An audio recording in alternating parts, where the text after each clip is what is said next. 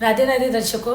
आज मेरी वीडियो में मैं अचानक अरबपति बनने के योग कैसे होते हैं, कौन से ग्रहों द्वारा, कौन से ग्रहों की प्लेसमेंट द्वारा आप अचानक से महाधनी बनने के योग आपके सिचुएशन क्रिएट हो जाती है, आज यही सब डिस्कस करने वाले हैं। तो मेरी वीडियो में अंत तक बने रहिए।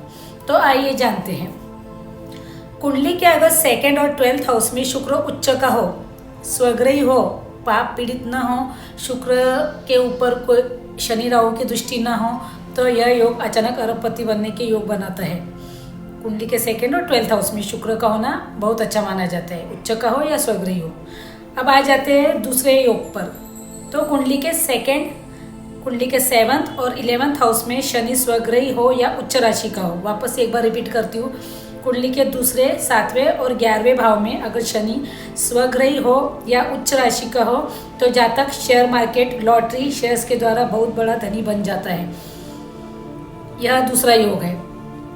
अब हम आ जाते हैं तीसरे योग। कुंडली में ऐसा कौन सा योग है क्या जिससे अचानक अरबपति या महाधनी बनने की योग सिचुएशन क्रिएट हो जाती है। तो कुंडली का तीसरा घर, 7वां घर और 10वां घर, यहाँ पर अगर शनि उच्च या स्वग्रही हो तो जातक सरसों के, R&D के व्यापार, कृषि, सोयाबीन के व्यापार के द्वारा बहुत बड़ा धनी बन जाता है। वापस एक बार रिपीट करती हूँ। कुंडली का तीसरा घर, 7वां घर और 10वां घर, अगर इन तीनों घरों में शनि स्वग्रही या उच्च का हो तो जातक सरसों, R&D का व्यापार, कृषि, सोयाबीन का व्यापार, इन सब बिजनेस के थ्रू बहुत बड़ा धनी बन सकता है। अब आ जाते हैं चौथे योग की तरफ। क्या ऐसा कौन सा और दूसरे योग बनते हैं जिसमें जातक अरबपति बन जाता है और कौन से बिजनेस के द्वारा। तो कुंडली का 4th हाउस, कुंडली का 7th हाउस और कुंडली का 2nd हाउस, कुंडली का दूसरा घर, चौथा घर और 7वां घर, इन तीनों घरों में शनि, बुध और शुक्र की युति हो। अदरवाइज शुक्र और बुध यह लक्ष्मी नारायण योग बनाते हैं दोनों मिलकर। इन दोनों की युति भी हो तो जातक विदेशी व्यापार के द्वारा धन कमाता है और रेडीमेड कपड़ों का व्यापार, कॉटन, कपास का व्यापार, यह सब कर सकता है। कुंडली का चौथा घर, 7वां घर और दूसरा घर, अगर इन तीनों घरों में शुक्र बुध की युति बन जाए, अदरवाइज शनि, शुक्र और बुध की युति बन जाए, तो जातक विदेशी व्यापार के द्वारा धन कमाता है। कपड़ों के व्यापार, रेडीमेड कपड़ों का व्यापार और कॉटन, कपास का व्यापार, इन तीनों बिजनेस के थ्रू अच्छा मनी अर्न कर लेता है। मनी अर्निंग के अच्छे स्रोत बन जाते हैं। अब दूसरा योग है कुंडली का पहला घर, कुंडली का 5वां घर, कुंडली का 9वां घर, कुंडली का 1st house, 4th house, 5th house and 9th house, इन सब घरों में सूर्य और गुरु अलग अलग बैठ जाए तो जातक रेस, लॉटरी, शेयर्स, भूमिगत घर के द्वारा महाधनी बनता है।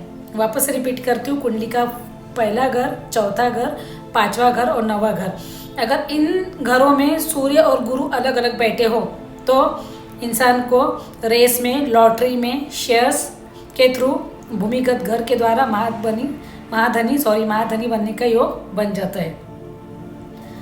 अब आ जाते हैं कुंडली का चौथा घर, 5वां घर और 6ठा घर।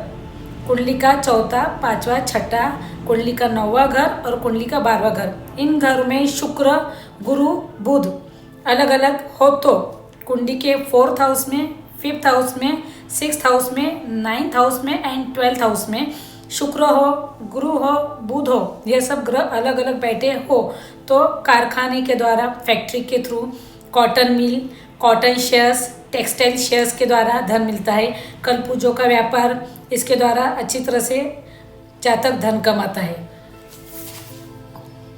इसके अलावा है एक, अगर कुंडली के 4th हाउस में गुरु उच्च का होकर बैठ जाए तो कंसल्टेंसी, कमीशन के व्यापार में जातक बहुत धन कमाता है।